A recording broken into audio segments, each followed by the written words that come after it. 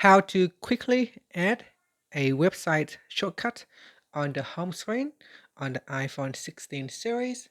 First, go back to your home screen, then open up the Safari web browser. Now in here, go to the website that you want to add a shortcut. So let's say I want to add the Apple website shortcut to the home screen.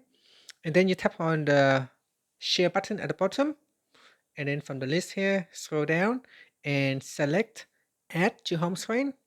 Now at the top here, you can give it a name. You can use the default web page name, or you can create your name, and then tap on add, and that's it. So here you can see it's created the shortcut to the website with the name that we have set.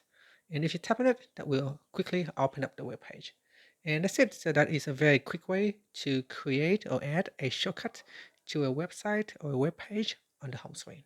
Thank you for watching this video. If you find it helpful, please like and subscribe to my channel for more videos.